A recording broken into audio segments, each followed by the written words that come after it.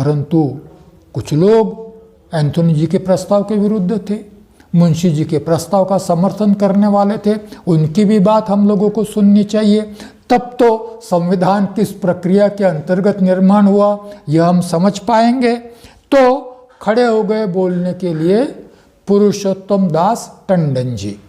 पुरुषोत्तम दास टंडन, सेठ गोविंद दास, डॉक्टर राजेंद्र प्रसाद, यह लोग कांग्रेस में हिंदुत्ववादी तबका माना जाता था और इन लोगों ने घोर विरोध करने की वजह से हिंदू कोड बिल पार्लियामेंट में सम्मत नहीं हो पाया। नेहरू जी को पीछे लेना पड़ा। उस समय पुरुषोत्तम दास टंडन कांग्रेस के अध्यक्ष थे। क्या कहते हैं पुरुषोत्तम दास टंडन? पुरुषोत्तम दास कहते हैं, टंडन कहते हैं, भाई हम लोगों ने तो धर्म स्वतंत्रता का अधिकार मान लिया, धर्म के प्रचार प्रसार का भी अधिकार मान लिया। हम लोगों ने इतना ही नहीं, धर्म परिवर्तन का भी अधिकार मान लिया। हालांकि हम कांग्रेस के लोग इसके लिए अनुकूल नहीं थे, हम नहीं चाहते थे। अब कांग्रेस के लोगों की ओर से टंडन जी बोल रहे हैं, या कांग्रेस में जो हिंदुत्ववादी तबका था उसकी ओर से टंडन जी बोल रहे हैं, मालूम नहीं। मगर वो कहते हैं हम कांग्रेसी तो नहीं चाहते थे इस अधिकार को यहाँ रखा जाए, यह अनुच्छेद ही नहीं चाहते थे, परंतु बड़ी अनिच्छा से हमने इसको स्वीकार किया है, क्योंकि हमारी यह नीति नहीं है। धर्म परिवर्तन यह हमें नहीं चाहिए, धर्म परिवर्तन यह हमारी नीति नहीं है, हम इसके लिए कतई इच्छुक नहीं थे। और अब इस अधिकार को देने के बाद हमने उंगली दे दी, आप तो कोहनी पकड़ने लग गए, आप तो पूरा हाथ पकड़ने लग गए। आप बच्चों के भी धर्मांतरण की बात करते, ये क्या बात हुई भाई? आपने इतना सा दिया, ऊंट को गर्दन अंदर डालने की अनुमति दी तो पूरा ऊंटी तंबू में आना चाहता है। हाँ, उंगली दी तो कोहनी पकड़ना चाहते हो, यह टंडन जी कहते हैं। तो ये तो कोई बात नहीं हुई।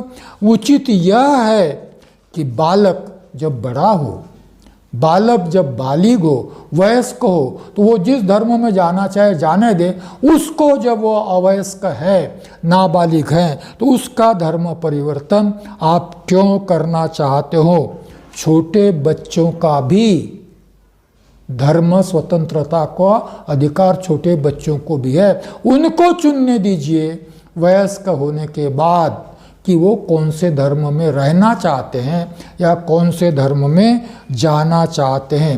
यदि नाबालिगों का धर्म परिवर्तन किया जाता है तो उसको टंडन जी कहते हैं, इसे मैं कोर्शन कहूँगा, इसे मैं अनड्यू इन्फ्लुएंस कहूँगा। माता पिता के प्रभाव में कर रहे हैं ऐसा मैं कहूँगा, या जो धर्म परिवर्तन करना चाहते उनके प्रभाव में कर रहे हैं, इसको मैं कोर्शन कहूँगा, अनड्यू इन्फ्लुएंस कहूँगा। क्योंकि ये कहते हैं टंडन जी, बहुत बार माता पिता प्रलोभन में आकर धर्म परिवर्तन करते हैं।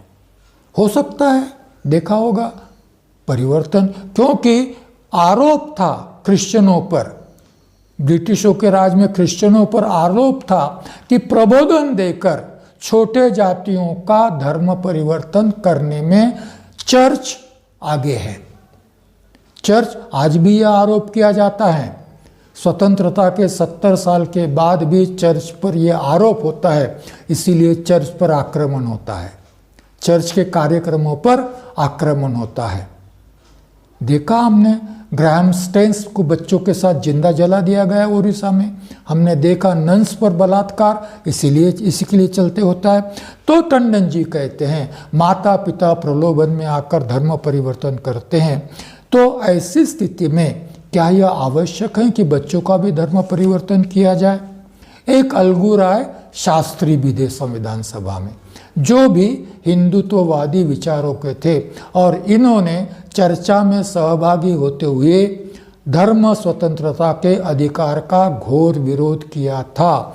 अलगू राय शास्त्री अपनी बात कहने के लिए खड़े होते हैं और कहते हैं कि मैं मुंशी जी के संशोधन का समर्थन करता हूँ। उसी के लिए खड़े हुए हैं हिंदुत्ववादी। यह नाबालिग बच्चों के साथ न्याय होगा। यदि मुंशी जी का संशोधन स्वीकृत किया जाता है तो नाबालिग बच्चों के साथ न्याय होगा, क्योंकि मैं टंडन जी की बात मानता हूँ, माता पिता छोटे जातियों के लोग प्रलोभन में आकर धर्म परिवर्तन करते हैं। व्यवहार में कहा जाता है कि जमीन बेच दी तो जमीन पर के पेड़ भी बिक गए। व्यवहार में क्या कहते हैं, किसी ने खेती बेच दी तो खेती में जो पेड़ है वो खेती के साथ साथ पेड़ भी बिक गए, ऐसा माना जाता है। तो क्या माता पिता का धर्म परिवर्तन हो गया? जो खेती है तो उनके पेड़ बाल बच्चे हैं, उनका भी धर्म परिवर्तन होना चाहिए। भाई हम मनुष्य हैं, हम खेती बाड़ी वाले, तो खेती तो नहीं है, ज़मीन तो नहीं है, हम पेड़ पौधे तो नहीं है कि ज़मीन के साथ साथ पेड़ पौधे भी चले जाए। बच्चों के लिए यह सिद्धांत यहाँ लगाना न्याय नहीं होगा। हम जीवंत मनुष्य हैं और जीवंत मनुष्य का विचार जीवंत मनुष्यों के तौर पर ही करना चाह रहे हैं। हम बुनियादी विधान करने जा रहे हैं, यह बुनियादी अधिकार देने जा रहे हैं। अतएव बच्चों के धर्म परिवर्तन संबंधी बुनियादी अधिकार को भी हमें सुरक्षित रखना होगा और इसीलिए नाबालिगों के धर्म परिवर्तन संबंधी मुंशी जी के संशोधन को सभा ने स्वीकार करना चाहिए। एक बड़ी बात कहते हैं, मैं सोचता हूँ, चाहता हूँ कि अनुसूचित जाति जनजाति के लोग इस बात को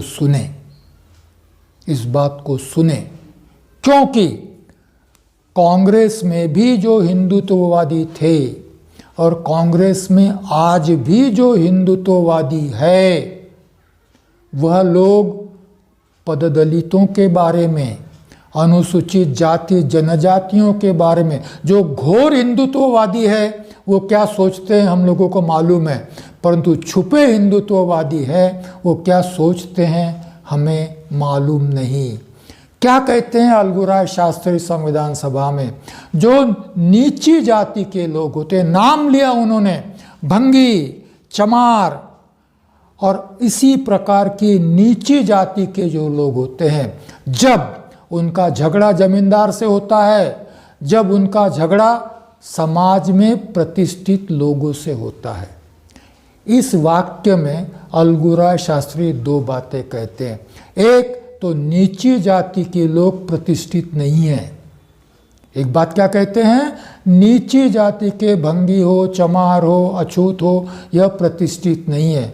और दूसरी बात, इनमें विवेक नहीं है, इनमें सत्सद विवेक बुद्धि नहीं है। एक वाक्य ने क्या कहा, एक वाक्य में क्या अर्थ है? एक वाक्य में अलगूराय शास्त्री के अर्थ है, तुम नीचे जाति के लोग, तुम्हें बुद्धि नहीं है, तुम बुद्धि से निर्णय नहीं ले सकते और तुम प्रतिष्ठित भी नहीं हो भी नहीं सकते।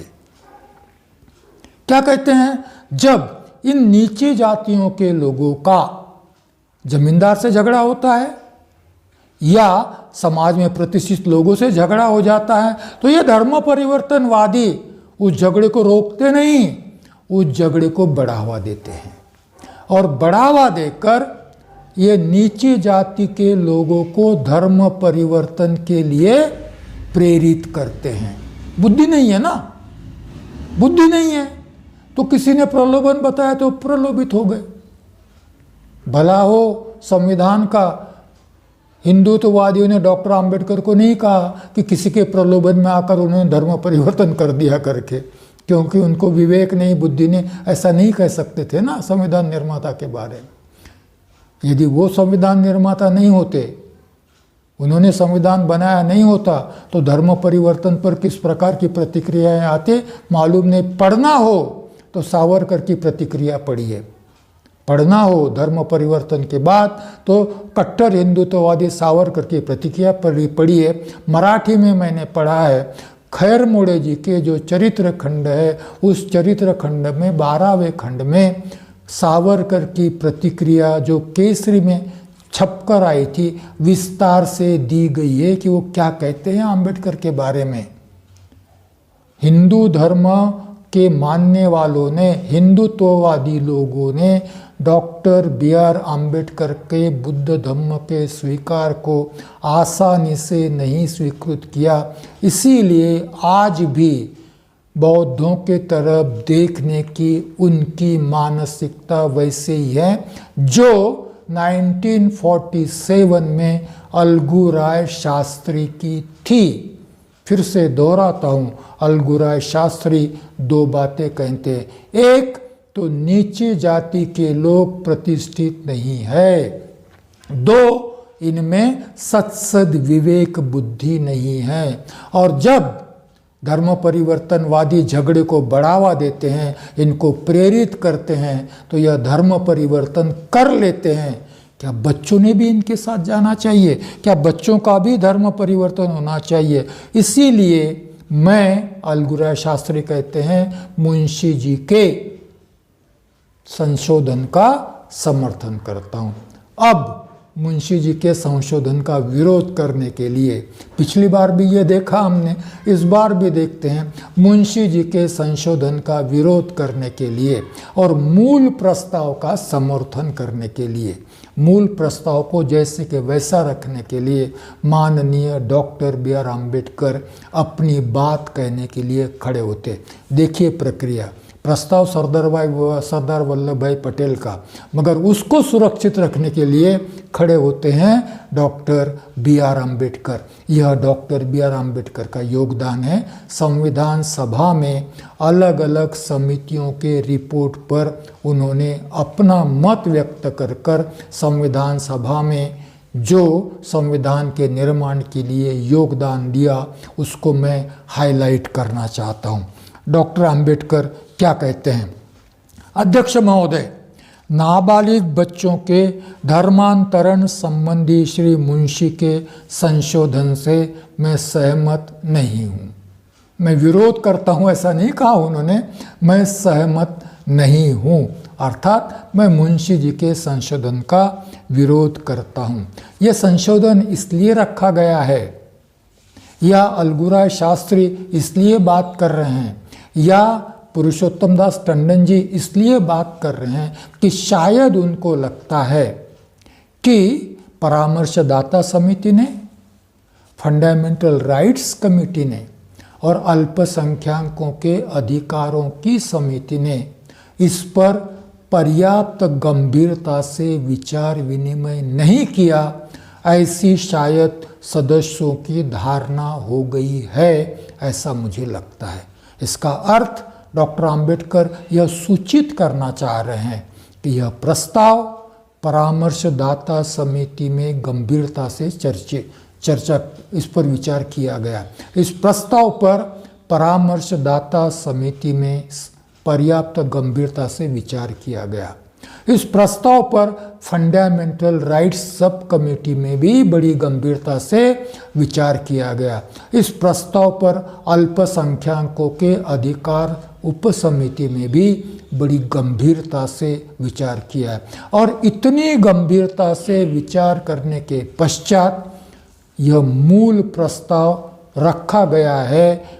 माननीय डॉक्टर बी आर अम्बेडकर कहते हैं, मैं सदस्यों को सूचित करना चाहता हूं कि हम लोगों ने इन तीनों समितियों में इस प्रस्ताव पर बड़ी गंभीरता से विचार किया और अंत में विचार विमर्श के बाद हम इस निष्कर्ष पर पहुंचे हैं कि यह प्रस्ताव जो है ऐसा ही संविधान सभा में रखा जाए। और सरदार वल्लभ भाई पटेल ने इस प्रस्ताव को संविधान सभा में रखा। मेरी मान्यता है कि यह प्रस्ताव बिना किसी संशोधन के जैसे के वैसे ही रखा जाए।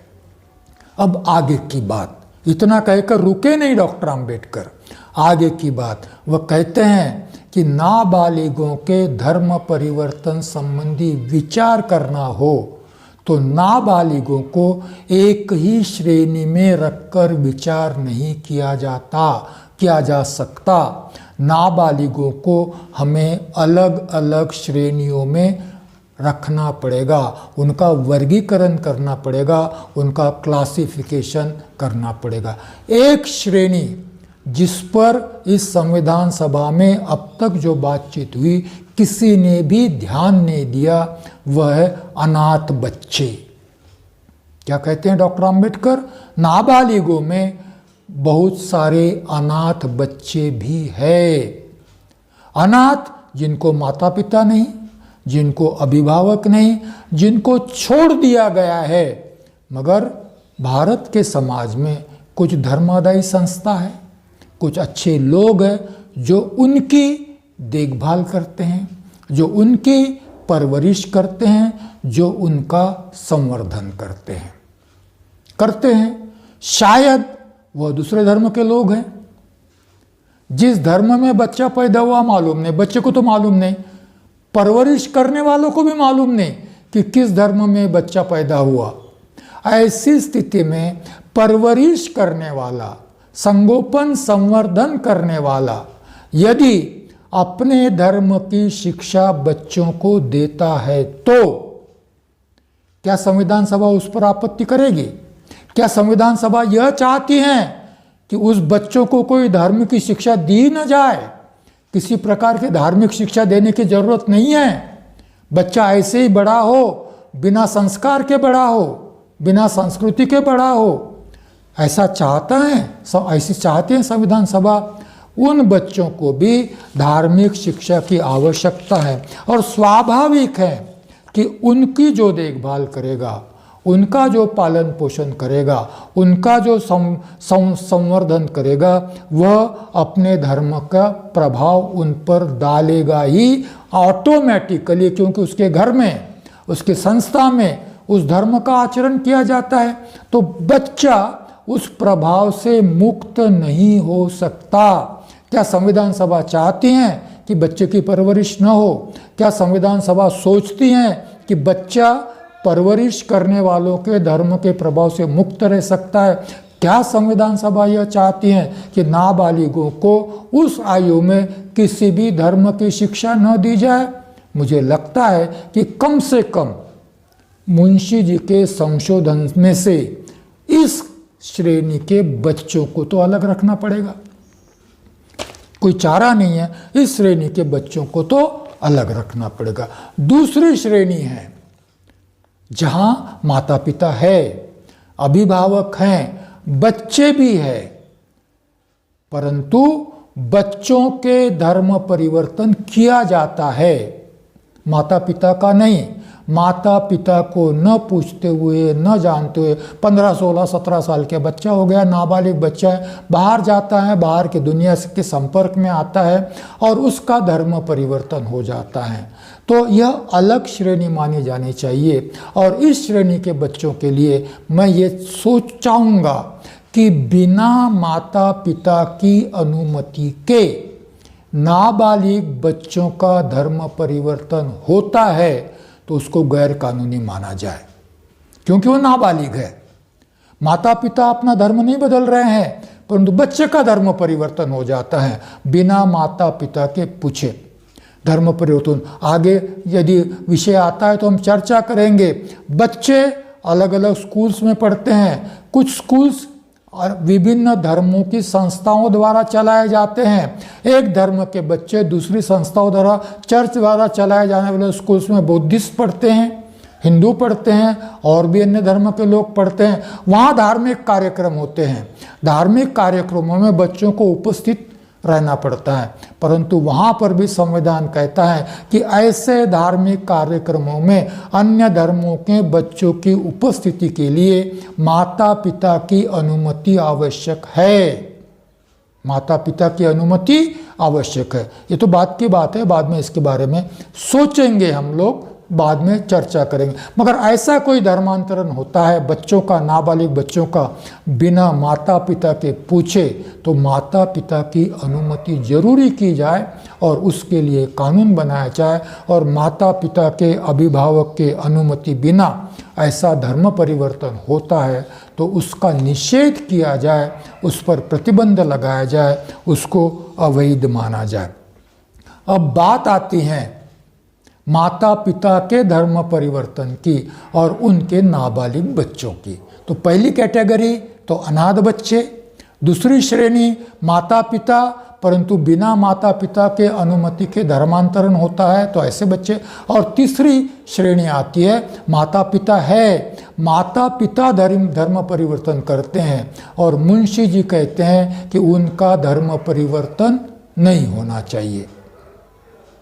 परिवार की बात आती है, पारिवारिक संबंधों की बात आती है। यहाँ डॉक्टर अंबेडकर कहते हैं कि इससे अनेक समस्याएं निर्माण होगी।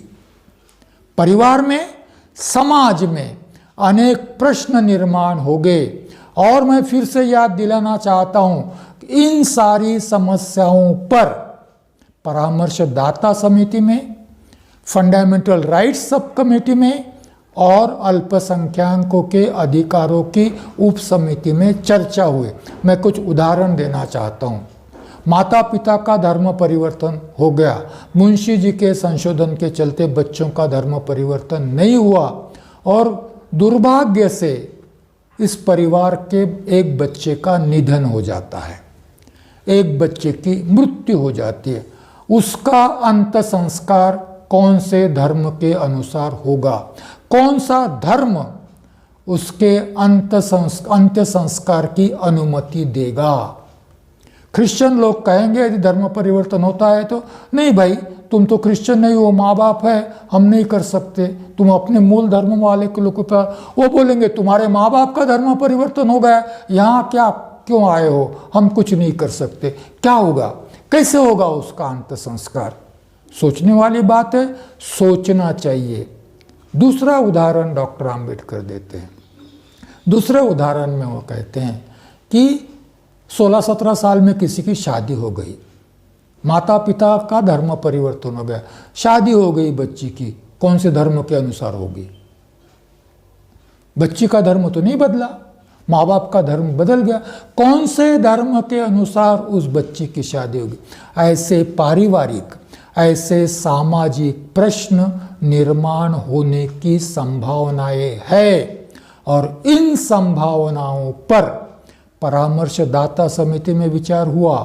इन संभावनाओं पर फंडामेंटल राइट्स सब कमेटी में विचार हुआ। इन संभावनाओं पर अल्पसंख्यक अधिकार समिति में भी विचार होने के पश्चात हमने यह मूल प्रस्ताव रखा है। मैं तो चाहता था कि इस परिच्छेद को ही निकाल दिया जाए, इस परिच्छेद को ही न रखा जाए, तो तालियां बज गई। डॉक्टर अंबेडकर की इस बात पर तालियां बज गई, निकाल दिया जाए। परंतु परामर्शदाता समिति का आग्रह था कि इसको रखा जाए, इसलिए सरदार पटेल ने इस प्रस्ताव को रखा। रखना है तो बिना संशोधन के रखिए, नहीं रखना है तो मत रखिए, परंतु रखना है तो बिना संशोधन के रखिए। फिर से यदि आप परामर्शदाता समिति के पास भेजते हो तो मुझे नहीं लगता कि परामर्शदाता समिति सबका समाधान हो ऐसा कुछ नया प्रस्ताव आपके सामने ला सकेगी। डॉक्टर अंबेडकर का योगदान, सरदार वल्लभ भाई पटेल जिन्होंने प्रस्ताव रखा, संविधान की प्रक्रिया, निर्माण की प्रक्रिया संसदीय प्रक्रिया थी। उस संसदीय प्रक्रिया में जो प्रस्ताव रखता है उसको प्रस्ताव के अंत में, चर्चा के अंत में उसको बोलने की भी अनुमति होती है और बाद में प्रस्ताव पर वोटिंग लिया जाता है। सरदार वल्लभ भाई पटेल को लगा कि मुझे भी थोड़ी सी बात कर देनी चाहिए। सरदार पटेल उठकर खड़े हो गए और वो कहते हैं कि माननीय डॉक्टर B.R. अम्बेडकर ने जो कहा वो आप लोगों ने ध्यान से सुना होगा।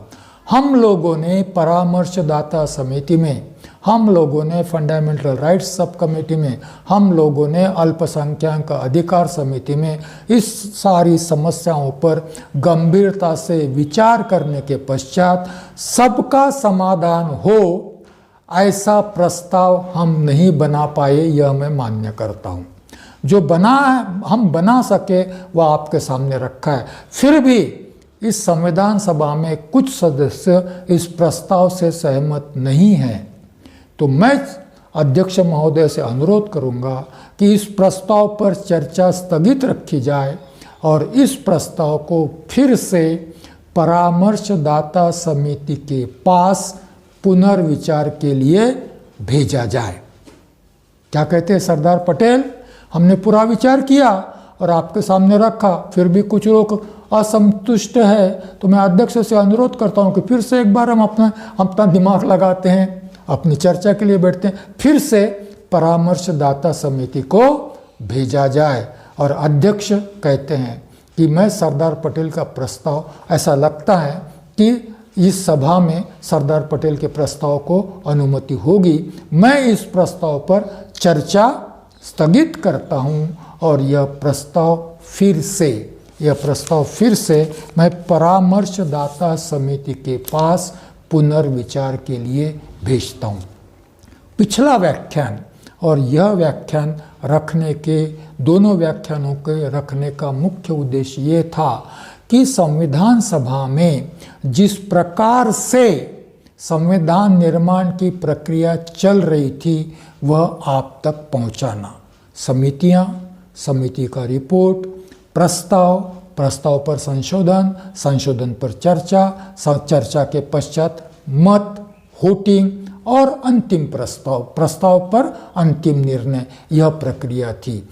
यह एक बात थी। दूसरी बात, हम संविधान निर्माता माननीय डॉक्टर B.R. आम्बेडकर के बारे में बात कर रहे हैं, तो स्वाभाविकतया यह जरूरी है कि मसौदा समिति के पहले माननीय डॉक्टर B.R. आम्बेडकर ने, मसौदा समिति स्थापित होने के पहले माननीय डॉक्टर B.R. आम्बेडकर ने समितियों के माध्यम से या सामान्य चर्चा के माध्यम से जो योगदान दिया उसकी कुछ झलक आप तक पहुँचे, तो आपको भी मालूम होगा कि डॉक्टर आम्बेडकर ने ढांचा तैयार करने में भी महत्वपूर्ण योगदान दिया है, जिसके परिणाम स्वरूप माननीय डॉक्टर B.R. आम्बेडकर को मसौदा समिति में भेजा गया, जिसके परिणाम स्वरूप मसौदा समिति ने उनको अपने मसौदा समिति का अध्यक्ष बनाया। यहाँ पर मैं ये व्याख्यान को पूर्ण विराम देता हूँ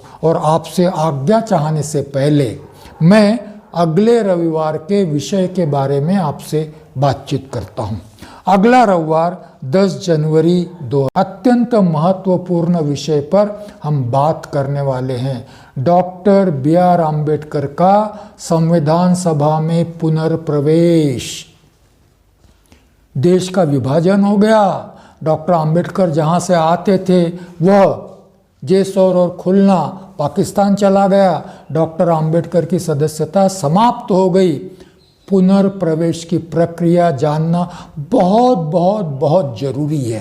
तो माननीय डॉक्टर B.R. आम्बेडकर का संविधान सभा में पुनर्प्रवेश। इसी दरमियान 15 अगस्त 1947 को भारत स्वतंत्र होता है और डॉक्टर B.R. आम्बेडकर स्वतंत्र भारत के पहले मंत्रिमंडल में विधि मंत्री की शपथ लेते हैं। तो डॉक्टर B.R. आम्बेडकर का विधि मंत्री की शपथ लेना और इसी दरमियान मसौदा समिति के सदस्य और अध्यक्ष।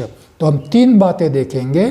संविधान सभा में माननीय डॉक्टर आम्बेडकर का पुनर्प्रवेश, दूसरी बात होगी कि उनका विधि मंत्री बनना, और तीसरा मसौदा समिति के सदस्य और मसौदा समिति के अध्यक्ष के पद पर उनका निर्वाचन, उनका चुनाव।